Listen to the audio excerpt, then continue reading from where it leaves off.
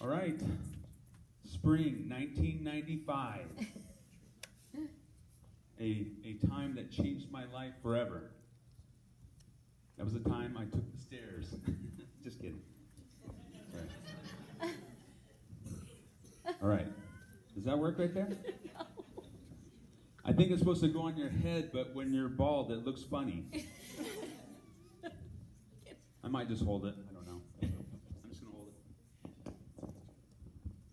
Okay, so spring 1995. Spring 1995. Spring 1995. Right there. Spring 1995, I took Miss Heather Milstein on a date to go see the school play. On the way back, I would prefer that. Yeah. Oh, this is much better.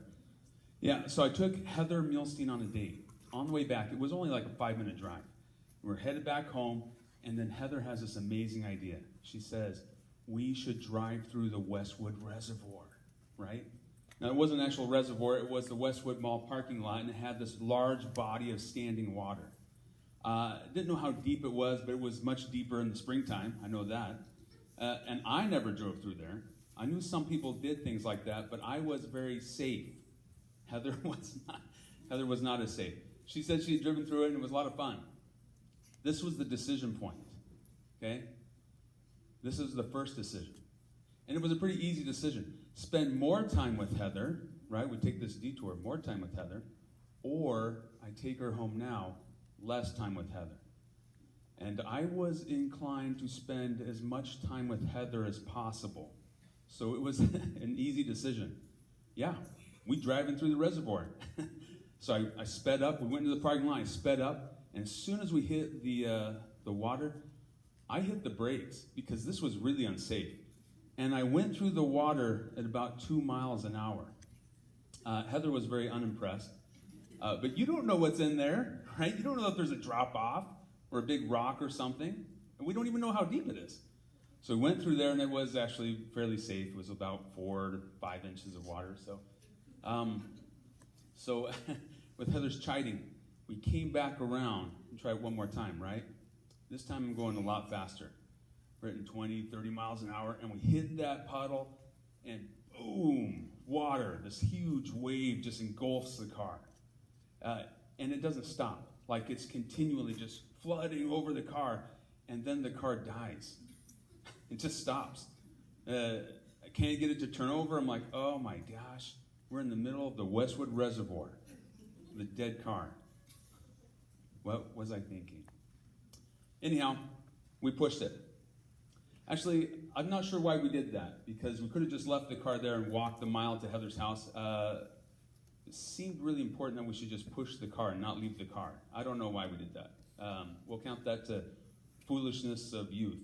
But we pushed the car about a mile to Heather's house, and there we left it. And Heather gave me graciously a ride home. The next day, I come back with my dad, and we cannot get that car to turn over. So he gets out the tow cable and he says, all right, get down there and hook this cable on to the frame of the car. And then he went over and started hooking it to the truck. Decision point. Oh my gosh. It's kind of a low-riding car, right? It's a Dodge Colt. And it's gravel right there. You could see, I imagine at some point a windshield was broken right there. There was little bits of glass and stuff and tetanus sprinkled all over it. And I'm thinking, oh my gosh, you want me to get down and do what again? So the decision was pretty simple, right? Get down, and I'm wearing shorts. Okay, I'm wearing shorts. So get down on the ground and climb under the car and hook it to the frame of the car, or not get down and just kind of get it, just kind of toss it in there, and get it hooked onto the car, which I did. And it was tight. I wasn't going anywhere. So we towed it home. Get to the alley, right behind my house, and we had to hop out so we could unhook it and push it in there. There's this green stuff everywhere, just all over the place. I'm like, Dad, what is that? What is that? He says, oh man. We open up the hood of the car, and the tow cable is right in the middle of the radiator. It was in there pretty good, too. Yeah. So you can see kind of a pattern of making decisions, right? I think you can see kind of a pattern forming here. It's called a slide and stairs framing. And it's where you take this decision and you reduce it to two options here. One has some sort of relief. It's easy. It's the status quo, right? And then the other one asks something from you. You have to do something. You have to be uncomfortable. You got to get your knees in the gravel and the broken glass. You got to be stretched.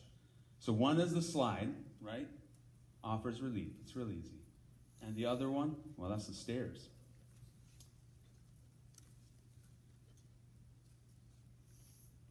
So, let's take a look at some of these decisions. Would you rather? Would you rather? So if we're framing everything in the slide and stairs, would you rather get up, or would you rather stay in bed? Okay, you're nice, cozy, warm, inviting covers, right? Or get out and face the cold, cruel world. Would you rather? If you frame it like that, guess how many people stay in bed, right? Would you rather eat yummy candy or eat yucky broccoli, right? We could do this all day long. And you can see how people start making or leaning towards certain types of choices. It's in how you frame it. Really what it boils down to is, would you rather go down the slide or climb up the stairs? Alice in Wonderland, right? She gets to the crossroads, it's that famous scene where she's like, oh, which way do I go? And she asks the Cheshire Cat, which says, depends. Where do you want to go? And she responds with, I don't know. And he says, then it doesn't matter which direction you take, does it? That's some profound wisdom. The Cheshire Cat is reminding us is that it's not the beginnings that matter as much as the ends, in terms of choosing your path, that is, right? So let's draw this out. If we illustrate it. Yep, and I drew this, by the way. There's our decision point, right there in that green box. And then you have the stairs. And it's got that frowny face, okay, because it's uncomfortable. You got to get your knees in the dirt, right? But when you choose the stairs, you choose an ending. Cake. The cake of life, right? This is delicious, satisfying cake. It is chock full of nutrient-dense calories, and at the same time is completely calorie-free. It's amazing. And science. There's some science behind that. That's the cake of life. And you get that when you get to the top of the stairs, right? And, of course, you have the slide. And the slide is really inviting, right? It's just easy. Now you just sit down and just, whee! But you choose an end when you get on the slide, don't you? Oh, yeah. And you get some serious speed when you're coming down that slide when you hit that knot cake.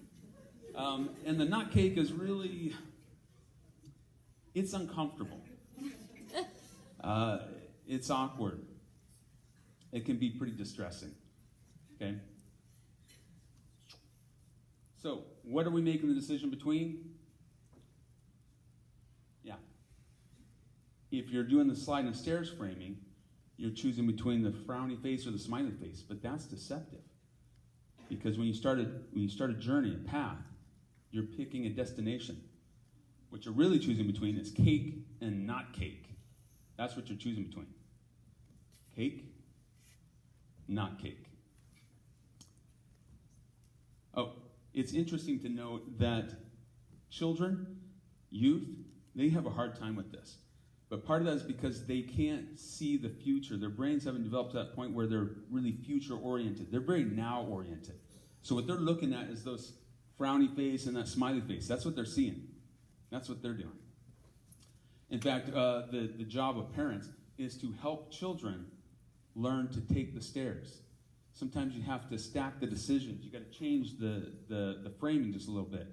And we add things to it, right? Skittles, or you get a play outside, or we're going to have pizza for dinner, or whatever it is, if you do the other thing, right? If you take the stairs. Sometimes you just got to take their hand, you just got to walk with them up the stairs.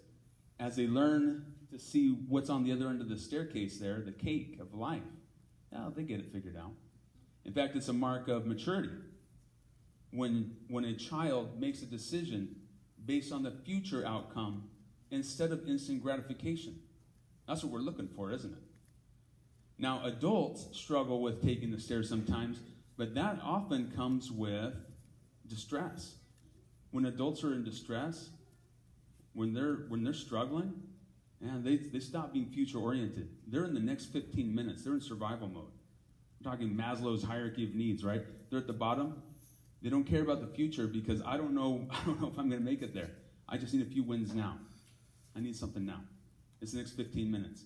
And that has slide written all over it. Okay. So let's take a look at that game, Would You Rather 2.0. Although we're going to follow it to the final destination. So instead of that kind of getting up in the morning or sleeping in, if that's how you phrase it, people sleep in. They hit the snooze. But really what's going on is, do you want to be on time for work? Or do you want to be late for work?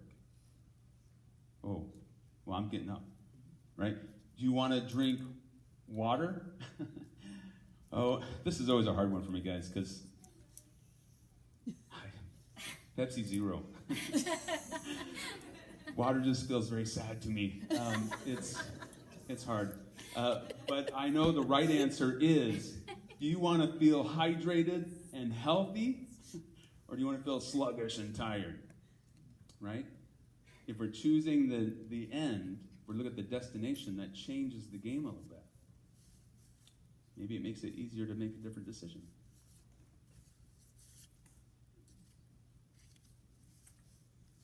So concerning stairs and slides, if we're really kind of digging into the difference between the two, here's some of the attributes.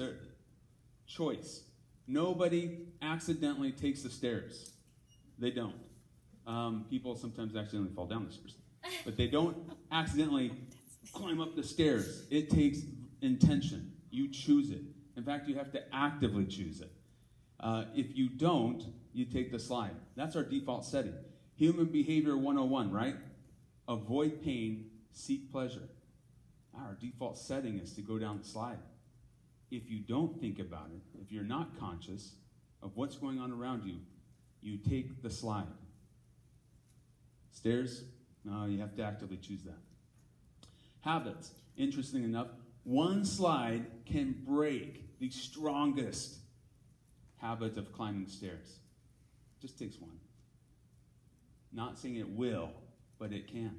Simple as one slide. And going to the gym at 5 a.m., that's done. You got to start all over again with that.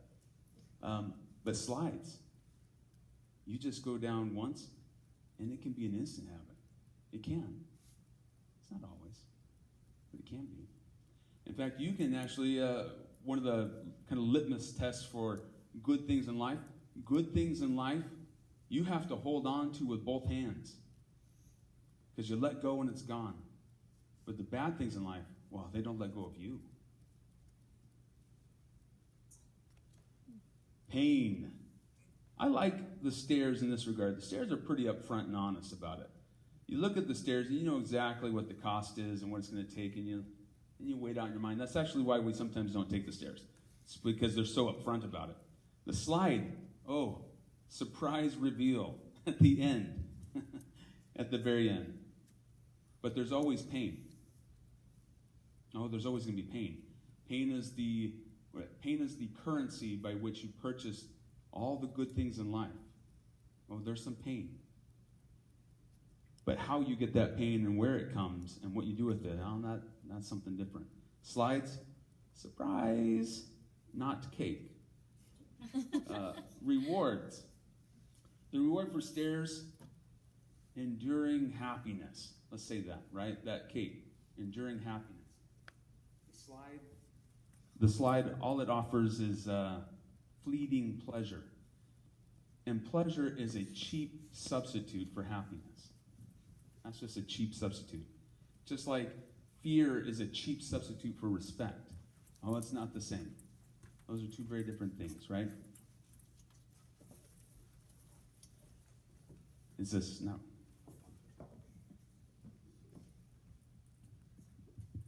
Okay. Well, in terms of taking the stairs, this world is a complicated mess. It is. It's a labyrinth of stairs and slides. It just gets really complicated. And what I'm talking about, I think it falls victim to the maybe oversimplifying a pretty complicated world. So if you have passed by some stairs, don't feel about that. Don't feel bad about that, and don't feel bad about taking a few slides. That life is complicated, and we're all just trying to figure it out. I like the words of Marie Antoinette, and I think she was misquoted, by the way. You guys remember when the peasants? This was in the 18th century in France. The peasants were starving. And then, of course, they came to her and they said, hey, the peasants, they don't have anything to eat. There's no bread. And they took her response, I believe, out of context. At best, they understood her to be ignorant of the plight of the peasant. And at worst, she just wasn't compassionate, right? Inconsiderate. I think what she probably meant to say was she looked at the peasants and she knew that in times of distress like that, people abandon the stairs and they start taking the slide. And she was like, oh man, don't do that. Don't let go of that final destination. So we will end on the final words, or we'll end with the words of Marie Antoinette. I would be acclaimed 18th century wellness advocate. Let them eat cake. I think it probably would have been, take the stairs and let them eat cake. Thank you.